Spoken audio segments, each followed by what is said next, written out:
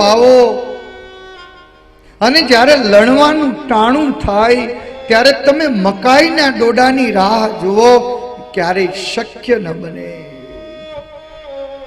જે તમે વાવો ને એ જ વસ્તુ મને ને તમને પાછી મળે છે. જે મેં અને તમે વાવ્યું હોય, મેં અને તમે જે ભગવાનને અર્પણ કર્યું હોય એ જ કર્મ આપણને પાછું મળે છે. અને એટલે જ આપણે જ્યારે ભગવાનને પ્રાર્થના કરીએ ને ત્યારે સાંજે ભગવાનને પ્રે કરીએ છીએ, કાયેન વાચા મનસેન્દ્રિયેર્વા બુદ્ધ્યાત્મના વા પ્રકૃતે સ્વભાવાત કરોમિ યદ્યત સકલમ પરસ્મૈ નારાયણાયેતિ સમર્પયામિ. હે પ્રભુ, મારા શરીરથી, મારી વાણીથી, મારા મનથી, મારા સ્વભાવથી, મારી પ્રકૃતિથી મેં જે કંઈ પણ કર્મ કર્યું હોય, સારું કે ખરાબ, યાદ રાખજો, સારું કે ખરાબ, મેં જે કાંઈ કર્મ કર્યું હોય, હે પ્રભુ, હું તારા ચરણાર વિંદમાં સોંપી દઉં છું. અને આપણા કરેલા કર્મ જ્યારે ભગવાનને સોંપી દેશું ને ત્યારે ખરાબ કર્મ ભગવાન પોતાની પાસે રાખશે.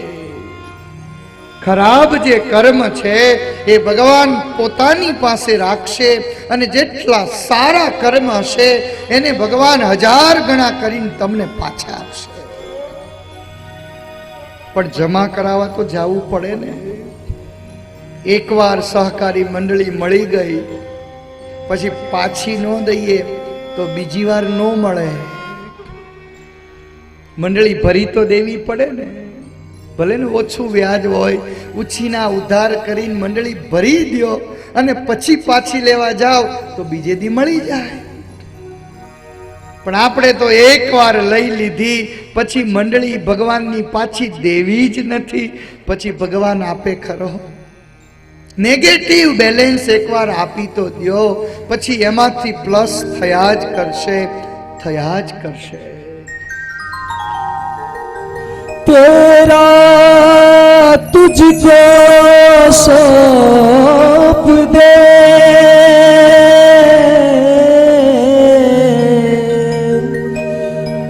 तेरा तुझको सौंप दे,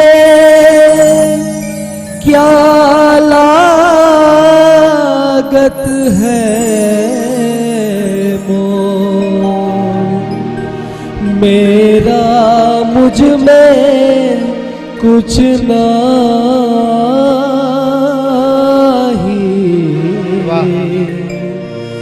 जो हो सो तो હે પ્રભુ, આમાં મારું શું છે? એક પુષ્પને લઈને ભગવાનને અર્પણ કરીએ, એક ફૂલને લઈને ભગવાનને અર્પણ કરીએ, એક દાણો લઈને ભગવાનને અર્પણ કરીએ, આ આપણું છે? ભગવાનનું છે અને ભગવાનને અર્પણ કરીએ છીએ. માટે જીવનનું કોઈ પણ કર્મ હોય એ કર્મ ભગવાનને અર્પણ કરી દેજો. સમય જતા સુદામાજીનું કર્મ ધીમે ધીમે ધીમે મોટું થતું જાય છે. રાજાને એક દિવસ વિચાર આવ્યો કે જેટલી મારી પાસે સંપત્તિ છે, જેવા મારી પાસે સોનાના મહેલો છે, જેવો મારી પાસે રથ છે, આવી તમામ સંપત્તિ સુદામા પાસે છે. અને આ સુદામા કોઈ જ કામ નથી કરતા, ખાલી આવીને મને સલાહ આપે છે, કાંઈ નથી કરતા. ખાલી આવીને પાટલે બેસીને કથા વાંચે, ખાલી આવીને પાટલે બેસીને ભગવાનની પૂજા કરે અને 500,000ની દક્ષિણા લઈ જાય. આવા બ્રાહ્મણની મારે કોઈ જરૂર નથી. એક દિવસ સવારમાં સુદામાજીને બોલાવ્યા છે. સુદામા રથમાં ઘરેથી બેસી નીકળ્યા છે. આજ સુશીલાએ કહ્યું, સ્વામીનાથ જલ્દી ઘરે આવજો, કાયમ બહુ મોડું કરો છો. સુદામા કહે કે હા, મારે બહુ કામ હોય છે, પણ નહીં, આજ વહેલા આવજો. આજ આપણા છોકરાઓ છે ને, એને લઈ અને સમુદ્રના કિનારે ફરવા જવું છે. હું થેપલાઓ બનાવી રાખીશ, હું દહીં બનાવી રાખીશ. કેટલી સરસ કલ્પના હોય છે. ધારેલું માત્ર ને માત્ર ભગવાનનું થતું હોય છે. આ સંસારમાં હું અને તમે કેટલી સરસ કલ્પનાઓ કરતા હોઈએ છીએ. સાંજે વેલા આવજો, આપણે છોકરાઓને લઈ અને સમુદ્રના કિનારે જવું છે. તમે બહુ મોડું કરો છો. સુદામાજી રથમાં બેઠા પોરબંદરની બજારમાંથી નીકળ્યા અને જે બજારમાંથી સુદામાજી નીકળ્યા ને આજ એક બજાર એના દરવાજાઓ ખુલ્લા હતા અને સુદામાજીનો જય જયકાર લોકો કરી રહ્યા હતા. જય હો સુદામા કી, જય હો સુદામા કી. લોકો ચોખાએ વધાવે, કોઈ ફૂલોએ વધાવે, કોઈ રંગોળી પૂરે, કોઈ છોકરાને પગે લગાડે. અમારા ઘરે આવો ને, સુદામા કંઈક આજે નહીં, આજે તો બહુ કામ છે. નહીં નહીં, અમારા ઘરે આવો. અરે આજે નહીં, આજ તો મારે મીટિંગ છે. અને એ સુદામા પોરબંદર રાજાના શહેરમાં મહેલમાં જઈને બેઠા છે. જ્યાં આસન ઉપર બેસવા જઈને ત્યાં જ પોરબંદરના રાજાએ અવાજ કર્યો, સુદામા ઉભા રહેજો, તમારે ત્યાં બેસવાની કોઈ જરૂર નથી. સુદામાએ હાથ જોડ્યા. આજ સુદામાના સામે જોઈ અને પોરબંદરના રાજાએ કહ્યું, સુદામા હવે અમારે તમારી કોઈ જરૂર નથી, તમે અત્યારે ને અત્યારે અહીંયાથી છૂટા થઈ જાઓ છો. અને લશ્કરને કહેવામાં આવ્યું, જાઓ સુદામાજીને પહેરેલા કપડે ઘરમાંથી બહાર કાઢો, તમામ રાજ્યની સંપત્તિ રાજ્ય હસ્તક કરો અને આજ દેશદ્રોહના નામથી સુદામાજીને આપણા ગામની બહાર એક ઝૂંપડું બનાવીને રહેવું હોય તો છૂટ છે, પણ ગામમાં રહેવાની સુદામાજીને મનાઈ છે. કોઈ કારણ નહીં, કશું જ નહીં.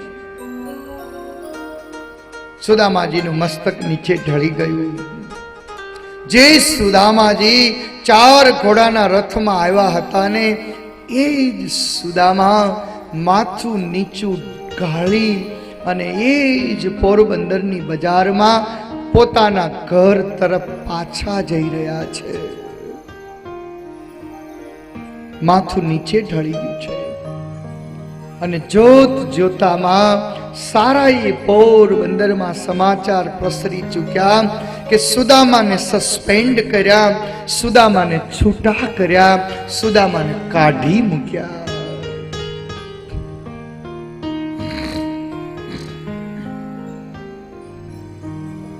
એક માથા ઉપરના વાળ, એક મોઢામાં રહેલો દાંત અને એક હાથમાં રહેલો નખ અને એક સ્થાન ઉપર બેઠેલો પુરુષ જ્યાં સુધી પોતાની જગ્યા ઉપર હોય છે ને ત્યાં સુધી જ એની પૂજા થતી હોય છે. સ્થાન ભ્રષ્ટાન શોભંતે દંતા કેશા નખા નરાહ. આ 4 વસ્તુ જ્યારે પોતાના ઠેકાણે હોય છે ને ત્યારે જ સમાજ એને સાચવતો હોય છે. માથાના વાળ માથા ઉપર હોય તો આપણે એને કેટલા સાચવીએ, શેમ્પૂ કરીએ, કન્ડિશનર લગાવીએ, ડ્રાયર લાવીએ, કોરા કરીએ, કાળા કરીએ, ધોળા કરીએ. આ વાળ જ્યાં સુધી માથા ઉપર હોય ત્યાં સુધી જે વાળની શોભા છે. પણ એ વાળ જેવા કપાઈ જાય વાળ જ્યારે કપાઈ જાય પછી ડબલી ભરીને કોઈએ મૂકી રાખ્યા? કે આ હું 20 વર્ષની હતી ને ત્યારે મારા જે સિલ્કી વાળ હતા ને એ વાળનો ડબ્બો, અને આ હું 60 વર્ષની ડોહી થઈને ત્યારે મારા બરછટ જે વાળ થઈ ગયા ને એનો આ ડબ્બો, અને આ મારો 80 વર્ષનો ડબ્બો, અને હવે તો માથા ઉપર કાંઈ છે જ નહીં. કોઈએ રાખ્યા? મોઢામાં દાંત કોઈ સાચવીને રાખે છે? પડી ગયો એટલે નળિયા ઉપર નાખે. ગામડાઓમાં રિવાજ હોય, ખબર છે? મને યાદ છે, એમ નાના હતા ને તો મોઢામાંથી દાંત પડે ને નળિયા ઉપર નાખે. એમ પછી હું થાય એ ખબર નથી. એમ પણ કોઈ ડબલીમાં ભરીને એને સાચવી ના રાખે. નખ હોય તો એને કેટલો સરસ તમે ટાઈમ પસાર કરો, એને રંગો, એને પોલિશ લગાડો, એને રિમૂવ કરો, કેટલું કરો, પણ એ જ્યારે કપાઈ જાય પછી એને કોઈ રાખે છે ખરું? એમ મારું ભાગવતજી કહે કે એકવાર માણસ જ્યારે પોતાના ચારિત્રથી, એકવાર માણસ જ્યારે પોતાના સ્થાનથી, એકવાર માણસ જ્યારે પોતાની સત્તાથી, એકવાર માણસ જ્યારે પોતાના સંસ્કારથી નીચે પડે છે ત્યારે એ માણસની કોઈ વેલ્યુ નથી હોતી. આજ સુદામાજીને સત્તાથી પદચ્યુત કરવામાં આવ્યા છે, અને જે પોરબંદરનો સમાજ, આ સમાજની દ્રષ્ટિ તો જુઓ, આ સમાજની દ્રષ્ટિ તો જુઓ. ભગવાન સ્વામિનારાયણ કહેતા કે જે સમાજ તમને પુષ્પનો હાર પહેરાવે, જે સમાજ તમારું સ્વાગત કરે, જે સમાજ તમારું સન્માન કરે, એ જ સમાજ. ઊંચે બેસનારો માણસ હોય ને એને બહુ સાવધાન રહેવું પડે. આ ગાદી છે ને, આ ગાદી પોચી નથી. આ ગાદી પોચી ન હોય, આ ગાદીમાં કાંટા હોય. તમે જેટલા ઊંચે બેસો, જેટલા ઊંચે બેસો ને, અને જેટલા ઊંચેથી તમે પડો ને એટલું તમને વધારે વાગે. જેટલા ઊંચેથી પડો ને એટલું વધારે વાગે, અને એ આ સમાજ જ વગાડે. સમાજની દ્રષ્ટિને ક્યારેય તમે માપી નહીં શકો. તમને જેમ આનંદ આવે, તમારા જે સંસ્કાર હોય, તમારો જે ધર્મ હોય, બસ એનું પાલન કરીને ચાલજો. બાકી સમાજ શું કહેશે, હું કે, બાકી સમાજ ક્યારેય જીવવા નહીં દે. સુદામાજી નીકળ્યા, એ જ સુદામાની સામું જોવા કોઈ તૈયાર નથી. દરવાજાઓ બંધ થવા મળ્યા. અપશુકન્યાળ નીકળ્યો. સુદામાજી સમજી ગયા કે મારું ભાગ્ય બદલાઈ ગયું, મારો સમય બદલાઈ ગયો. જ્યાં સુધી આપણા હાથમાં સમય હોય, ભગવાન સ્વામિનારાયણ કહેતા કે સંજોગ અને સમય એનો હંમેશને માટે સદુપયોગ કરો. જે માણસ સંજોગને નથી સમજી શકતો, જે માણસ સમયને નથી વાંચી શકતો, ક્યારેક સમય એવી થપાટ મારે કે માણસ ક્યાં વયો જાય ખબર ન પડે. માણસ છે ને એ પરિસ્થિતિ અને સમયનો દાસ છે. માટે જ્યારે આપણાથી સમય અનુકૂળ હોય, તમે આમ નળ ખોલો અને પાણી આવે, સમજાય છે? તમે નળ ખોલો અને પાણી આવે ત્યારે તમારે સમજી લેવું કે મારી ટાંકી ભરેલી છે. નળ ખોલો અને પાણી આવે ત્યારે સમજી લેવું કે મારી ટાંકી ભરેલી છે. તમે નળ ખોલો ને પાણી ન આવે એટલે સમજી જાઓ કે મારી ટાંકી ખાલી થઈ ગઈ. એમ તમે સંકલ્પ કરો, તમે સંકલ્પ કરો અને સંકલ્પ પૂરો થાય. તીર્થ કરવાનો સંકલ્પ કરો અને પૂરો થાય. ઘર બનાવવાનો સંકલ્પ કરો અને પૂરો થાય. કથા કરવાનો સંકલ્પ કરો અને પૂરો થાય. સમજી લેવું કે તમારી ટાંકીમાં પાણી ભરેલું છે. બાકી દુનિયાનો કયો ગરીબ માણસ સંકલ્પ નહીં કરતો હોય? દુનિયાનો કયો એવો ગરીબ માણસ પ્રાર્થના નહીં કરતો હોય?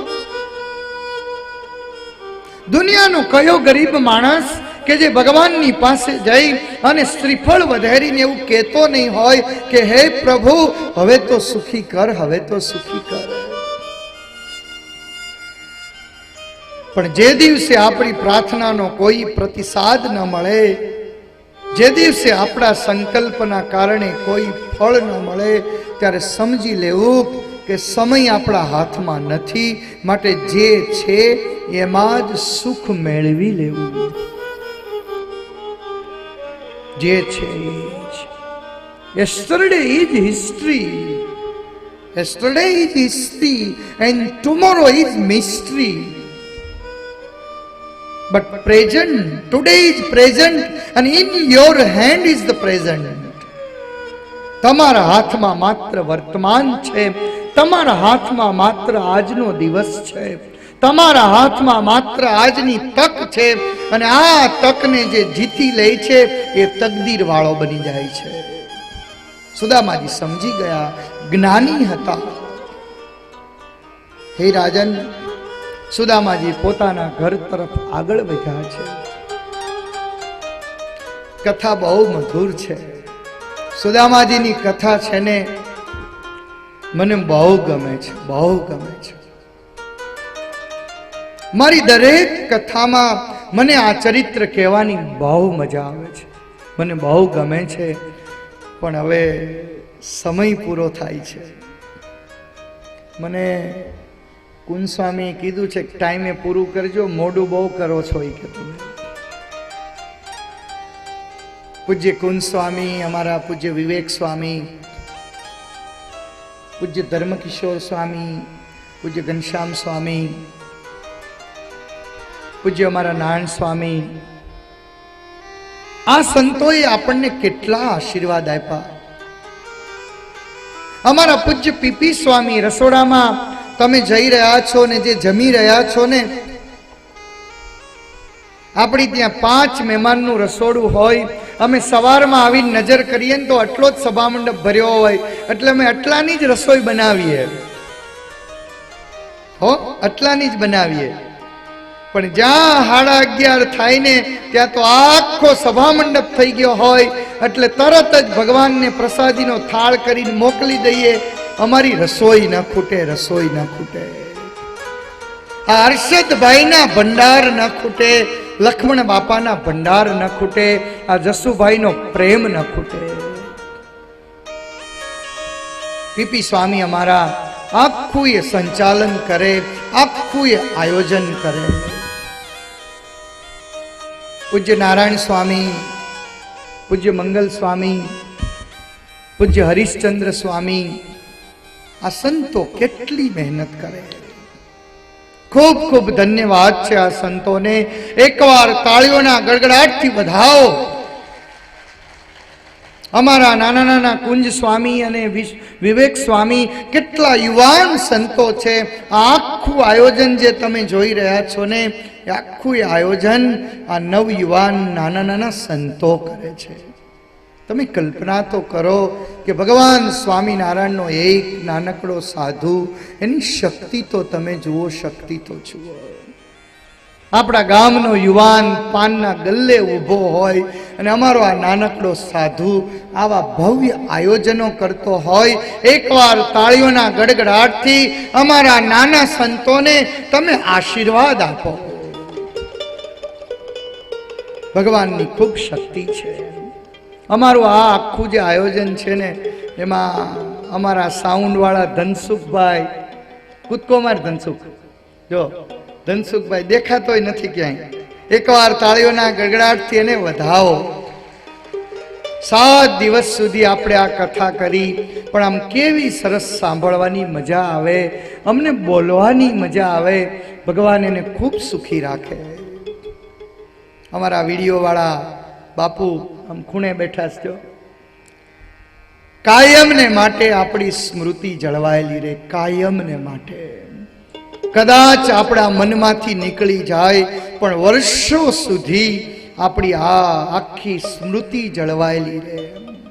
ચારેય બાજુ આમ ગોઠવે, આમ ઊંચો કેમેરો ગોઠવે. તમને ખબર ન હોય, તમે આમ વાહે બેઠા હો ને ત્યાં આવીને તમારો ફોટો લઈ જાય. એકવાર તાળીઓના ગડગડાટથી અમારા જાનકી વિડીયો બગસરાને આપણે ભાવથી એમને વધાવીએ.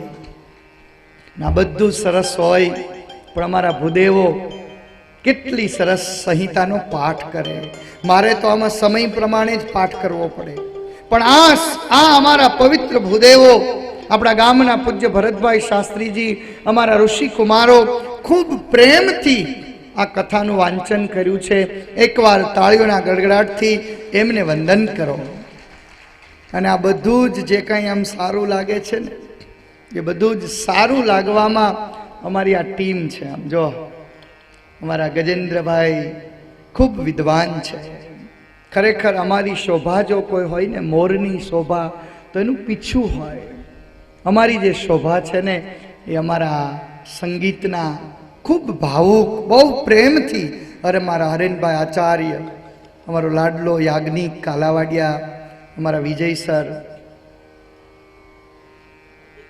અંકિત સર, આ બધાને ખૂબ ખૂબ ભાવથી આપણે વધાવીએ. એકવાર તાળીઓના ગડગડાટથી એમને વધાવો અને તમને મોજ પડે એવું 2 મિનિટ કંઈક વાંસળી વગાડી દો. હાલો,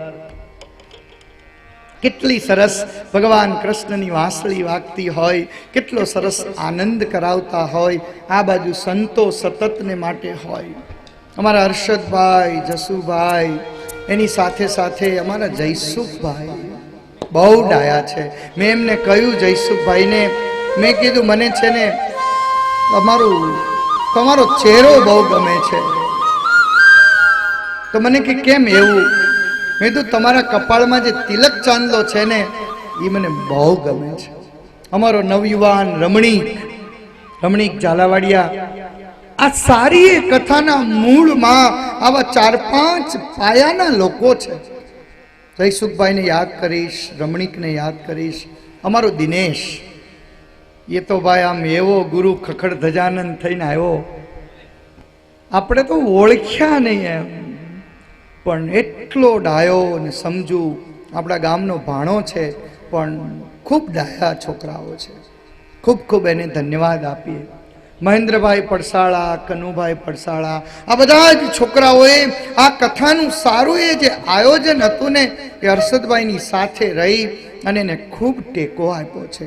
એકવાર તાળીઓના ગડગડાટથી અમારો ધર્મદીપ, મયુર, અમારો નાનકડો ઋતમ, સુગમ, આ બધાને આપણે ખૂબ ખૂબ આશીર્વાદ આપીએ કે ભગવાન તમને બધાને ખૂબ સુખી રાખે. ભગવાન તમારા બધાનું, સર્વનું ખૂબ કલ્યાણ કરે. આજ વ્યાસપીઠ ઉપરથી હું ભગવાનને પ્રાર્થના કરું છું.